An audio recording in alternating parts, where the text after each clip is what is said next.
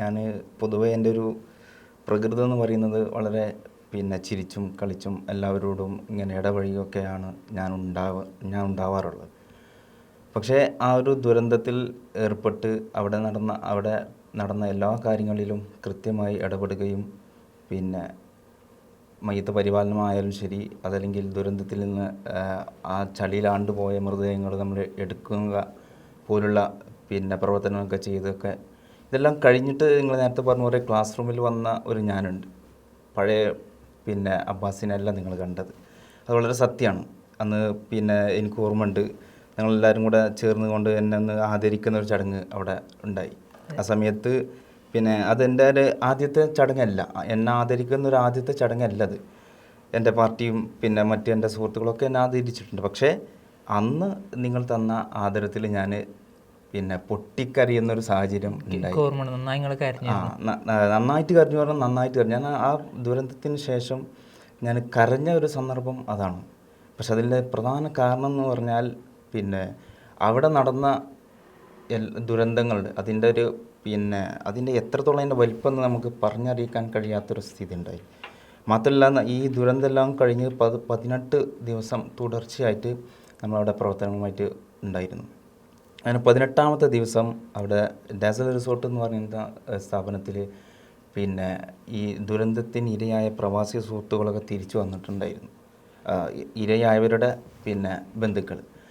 അപ്പോൾ അവരുടെ കൂടെ ഒരു സൽക്കാരത്തിൽ പങ്കെടുത്ത് അങ്ങനെ കുറേ ആളുകൾ നമ്മളവിടുന്ന് പരിചയപ്പെട്ട കൂട്ടത്തിൽ പല ആളുകളും തലേന്ന് ഫോൺ ചെയ്യാണ്, കുഞ്ഞുമക്കൾക്ക് ഫോൺ ചെയ്യാനിടയിൽ അവരുടെ ജേഴ്സി കിട്ടാത്ത പ്രശ്നം, അതുപോലെ അവരുടെ ഈ ഗുഡ്നെസ് ഉണ്ടല്ലോ, ആറ്റിറ്റ്യൂഡും കാര്യങ്ങളൊക്കെ, അതൊക്കെ ഇങ്ങനെ എടുത്ത് അവരിങ്ങനെ ആസ്വദിക്കായിരുന്നു വീഡിയോ കോളിൽ. അതിൻ്റെ ഇടയ്ക്കാണ് ഫോൺ സ്വിച്ച് ഓഫ് ആവുന്നത്. അങ്ങനത്തെ അവസ്ഥകൾ പറയാം. നിന്ന നിൽപ്പിൽ എനിക്ക് ഭാര്യയില്ല, നിന്ന നിൽപ്പിൽ എനിക്ക് ഉമ്മയില്ല, എനിക്ക് മക്കളില്ല, എനിക്ക് ആരുമില്ല, എൻ്റെ കുടുംബത്തിലുള്ള 12 പേര് നഷ്ടപ്പെട്ടു എന്നിങ്ങനെ ഓരോരുത്തരിങ്ങനെ പറയുമ്പോൾ ഇതെല്ലാം കേട്ട് അന്ന് ഞങ്ങൾ അങ്ങനെ ഭക്ഷണമൊക്കെ കഴിച്ച് പിരിഞ്ഞ് താമരശ്ശേരി ചുരം ഇറങ്ങുന്ന സമയത്ത് ആദ്യത്തെ വളവ് കഴിഞ്ഞോടുകൂടി തന്നെ നമ്മളെ മനസ്സിലേക്ക് നാടും ഈ വയനാടെന്ന ചിന്ത മാറി അവിടുന്ന് ദുരന്തത്തിൽ ഏർപ്പെടുന്ന സംഗതികളൊക്കെ നമ്മളെ മനസ്സിൽ നിന്ന് പോയി. നമ്മളെ മനസ്സിൽ വരുന്ന മുഖങ്ങൾ ഈ പറയപ്പെട്ട അതിൻ്റെ ഏറ്റവും വലിയ ഇന്ന് ജീവിക്കുന്ന ഒരു പ്രതീകമാണ് നൗഫലൊക്കെ. ആ നൗഫലിനെ പോലെയുള്ള, ഷാഫിയെ പോലെയുള്ള കാരണം കുറേ ആളുകൾ, ചെറുപ്പക്കാർ, നമ്മളൊക്കെ പ്രായമുള്ള ചെറുപ്പക്കാർ, അവർ പറഞ്ഞ ആ സംഗതികൾ എൻ്റെ ഭാര്യ ഇല്ല എന്ന് ഞാനിങ്ങനെ മനസ്സിലാക്കാൻ എൻ്റെ മനസ്സിലേക്ക് വരികയാണ്. എൻ്റെ ഉമ്മ ഇല്ല, ഇനി എൻ്റെ ഉപ്പ ഇല്ല, എൻ്റെ മക്കളില്ല, കുഞ്ഞുമക്കളില്ല എന്നിങ്ങനെ എൻ്റെ മനസ്സിലേക്ക് കടന്നു വരികയാണ്. അതോടുകൂടി ഞാനിങ്ങനെ എൻ്റെ സ്റ്റേജ് ഇങ്ങനെ മാറി തുടങ്ങുന്നുണ്ട്. സംസാരിക്കാൻ കിട്ടുന്നില്ല, സംസാരിക്കാൻ അറിയുന്നില്ല, ആരും എന്നെ കേൾക്കുന്നില്ല എന്നൊക്കെ ഒരു വല്ലാത്തൊരു മാനസികാവസ്ഥയിലാണ് ആ ചുരം ഇറങ്ങുന്ന സമയത്ത് ഉണ്ടാകുന്നത്. അതിനേറ്റവും പ്രധാനപ്പെട്ട കാര്യം എന്താണെന്ന് വെച്ചാൽ നമ്മൾ ഈ ചെറുപ്പക്കാരുടെ ഓരോ അനുഭവങ്ങൾ പറഞ്ഞതിൻ്റെ അടിസ്ഥാനത്തിലാണ്. മാത്രമല്ല അന്ന് നമ്മൾ ആദ്യത്തെ ദിവസം ആ ഉരുൾപൊട്ടൽ നടന്ന ആ സംഭവത്തിൽ രാവിലെ ആ പ്രഭാതത്തിൽ, അതായത് ഒരു 6 മണിക്കാണ് ഞാൻ ആദ്യ വാർത്ത കേൾക്കുന്നത്. അതിൽ 1-2 ആളുകൾ മരിച്ചത് മാത്രമേ ഉണ്ടായിരുന്നുള്ളൂ. പിന്നെ ഒരു 7 മണി 8 മണി ആകുമ്പോഴാണ് നമ്മളിതിൻ്റെ ഈ ദുരന്തത്തിൽ നമ്മളേതായിട്ടുള്ളൊരു സേവനം ചെയ്യണമെന്ന് മലപ്പുറം ജില്ലാ മുസ്ലിം യൂത്ത് ലീഗിൻ്റെ പ്രസിഡന്റ് ഷരീഫ് കുറ്റൂരിനോട്, അതുപോലെ പാണക്കാട് സയ്യിദ് മുനവ്വർ ശബ്ദങ്ങളോട്, അതുപോലെ PK ഫിറോസ് സാഹിബിനോട്, അതുപോലെ നമ്മുടെ ഫൈസൽ ബാഫക്കി തങ്ങൾ, ഇവരൊക്കെയാണ് ഇതിൻ്റെ നമ്മളെ ലീഡർഷിപ്പിലുള്ള ആളുകൾ.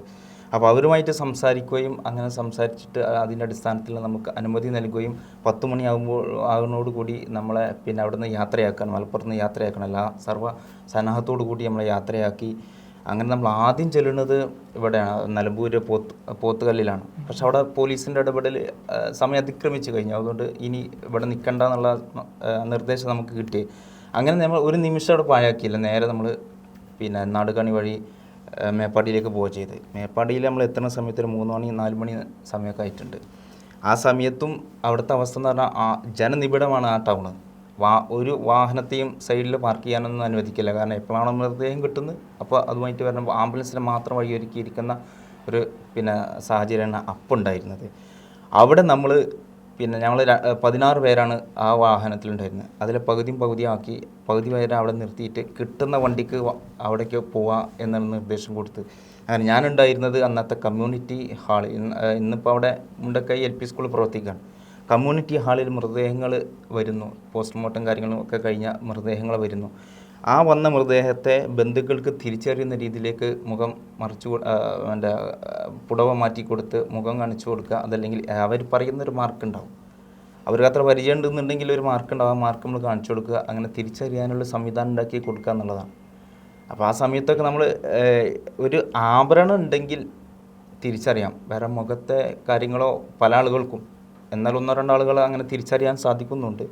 പല ആളുകൾക്കും തിരിച്ചറിയുന്നുണ്ടെങ്കിൽ, അതായത് നമ്മളുടെ കുടുംബത്തിലിപ്പോൾ പിന്നെ മിനിമം ഒരു മൂത്താപ്പ എളാപ്പ അങ്ങനെയുള്ള ആളുകളെങ്കിലും മക്കളെങ്കിലും ജീവിച്ചാലേ എന്നെ തിരിച്ചറിയാൻ കഴിയുള്ളൂ. എൻ്റെ അതായത് എൻ്റെ വീട്ടുകാർ പോയി, പിന്നുള്ളത് ഞാൻ കല്യാണം കഴിച്ച വീട്ടിൽ നിന്ന് അവിടെ നിന്ന് അറിയില്ല, എന്നെ അത്രയേറെ പരിചയം ഉണ്ടെങ്കിൽ മാത്രമേ അത്ര പരിചയമുള്ള ആളുകൾ മാത്രമേ തിരിച്ചറിയാൻ കഴിയുള്ളൂ. അല്ലാന്നുണ്ടെങ്കിൽ അതായത് ആഭരണങ്ങളൊക്കെ കണ്ടിട്ടാണ് നമ്മൾ തിരിച്ചറിഞ്ഞത്. അങ്ങനത്തെ ഒരു അവസ്ഥയായിരുന്നു. അങ്ങനെ അത് അന്ന് രാത്രി 1 മണി വരെ നമുക്ക് ഇത് തന്നെ ആയിരുന്നു പരിപാടി. പിന്നെ പിറ്റേന്ന് രാവിലെ 6 മണിക്ക്, അതായത് മുണ്ടക്കൈയിൽ എത്തണം എന്നുണ്ടെങ്കിൽ നമുക്ക് 6 മണിക്ക് പോലീസിൻ്റെ കാര്യങ്ങളൊക്കെ കഴിഞ്ഞിട്ട് അവരുടെ മറികടന്ന് പോകണം.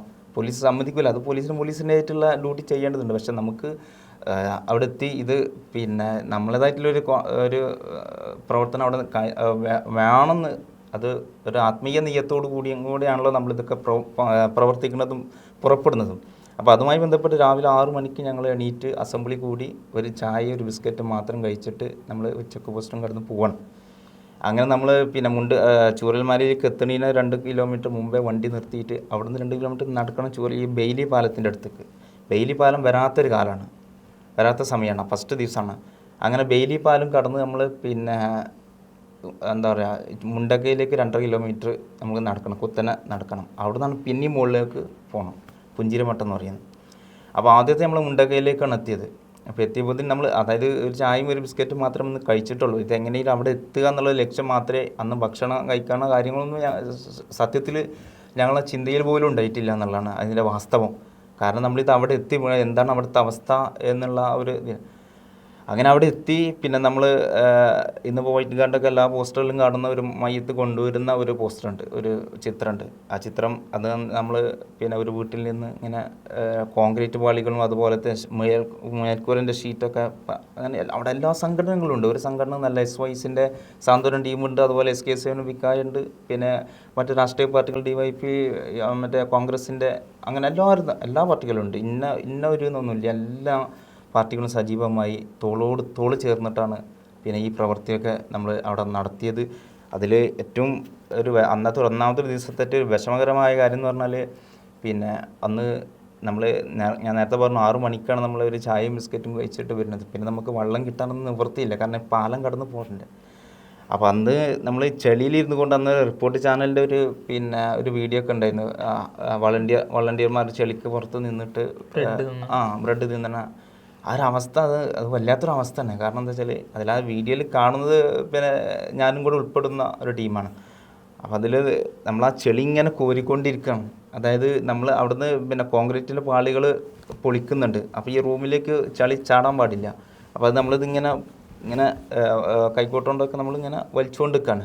ഒരാൾ ഇങ്ങോട്ട് വലിച്ചിടണം, അവിടുന്ന് പിന്നെ വേറെ ടീം ഇങ്ങനെ വലിച്ചിടണം, അങ്ങനെ വലിച്ചുകൊണ്ട് നിൽക്കുകയാണ്. അതിൻ്റെ ഇടയിൽ എവിടുന്നോ ഒരു ബ്രെഡിൻ്റെ ഒരു മണം കിട്ടിയ സമയത്ത് നമ്മൾ വെറുതെ ബാക്കിലോട്ട് തിരിഞ്ഞ് നോക്കിയതാണ്. ആ തിരിഞ്ഞ് നോക്കണേൽ ആ ആൾ എൻ്റെ വായിലേക്ക് വെച്ച് വന്ന ഒരു ബ്രെഡാണത്. ആ സമയം എന്ന് പറഞ്ഞാൽ സൂര്യനെ നമ്മൾ സമയം നോക്കാൻ നമുക്ക് ഉപാധികളൊന്നുമില്ല, സംഗതികളൊന്നുമില്ല, ഒരു വസ്തുവില്ല. ഫോണ് നമ്മൾ ഉള്ളിലാണ് വെക്കുക. എന്നെ സംബന്ധിച്ചുള്ള ഞാൻ ഫോൺ റൂമിലാണ് വെക്കൽ. ബാക്കിയുള്ള വളണ്ടിയേഴ്സൊക്കെ ഫോൺ ഇങ്ങനെ കവറിലാക്കിയിട്ട് അത് കാണില്ല. അപ്പോൾ സമയം അറിയില്ല. അപ്പം നമ്മൾ സൂര്യനെ നോക്കിയിട്ടാണ് സമയം നിശ്ചയിക്കുന്നത്. സൂര്യൻ പിന്നെ പടിഞ്ഞാറ്റോർക്ക് ചാഞ്ഞ് നിൽക്കുന്ന സമയത്ത് എന്തായാലും ഒരു 3 മണി ആ ഒരു സമയമാണ് നമ്മൾ കണക്കാക്കുന്നത്. 3 മണിക്കാണ് നമുക്ക് ഈ ഒരു ബ്രെഡിൻ്റെ ഒരു കഷ്ണം കിട്ടുന്നത്. അത് തന്ന പിന്നെ സംഘടകൻ്റെ ആരാന്ന് പോലും നമുക്കറിയില്ല. നമ്മൾ ആ ഒരു ബാക്കിലോട്ട് കൊതിയോടുകൂടിയുള്ള നോട്ടാണ്. ആ നോട്ടത്തിൽ നിന്ന് അവന് മനസ്സിലായി തോന്നുന്നുണ്ട് ഒരു വിശക്കുണ്ട് എന്നുള്ളത്. അങ്ങനെ ആ വെച്ച് തന്ന ആ ബ്രെഡ്, പിന്നെ സ്വാഭാവികമായും ഒരു ബ്രെഡ് പിന്നെ വായിൽ വെച്ച് കഴിഞ്ഞാൽ എന്താ നമുക്ക് പിന്നെ ഒരു വല്ലാത്തൊരു ചമപ്പൊക്കെ കാര്യങ്ങളൊക്കെ ഉണ്ടാവും.